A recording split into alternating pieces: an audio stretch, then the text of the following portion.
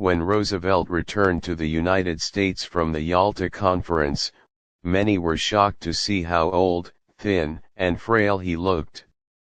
He spoke while seated in the well of the House, an unprecedented concession to his physical incapacity.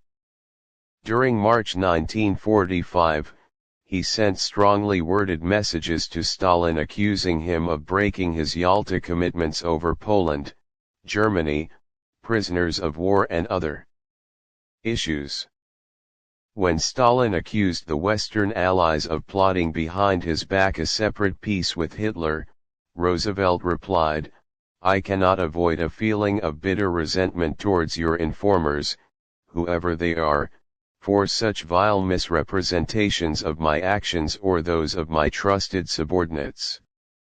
On March 29, 1945, Roosevelt went to the Little White House at Warm Springs, Georgia, to rest before his anticipated appearance at the founding conference of the United Nations.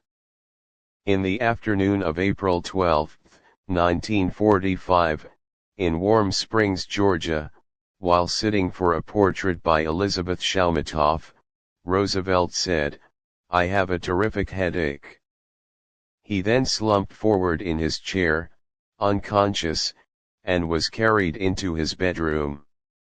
The president's attending cardiologist, Howard Bruin, diagnosed a massive intracerebral hemorrhage. At 3:35 p.m., Roosevelt died at the age of 63. The following morning, Roosevelt's body was placed in a flag-draped coffin and loaded onto the presidential train for the trip back to Washington. Thousands flocked to the route to pay their respects. After a White House funeral on April 14, Roosevelt was transported by train from Washington to his birthplace at Hyde Park. On April 15 he was buried, per his wish, in the rose garden of his Springwood estate. Roosevelt's declining physical health had been kept secret from the public. His death was met with shock and grief across the world.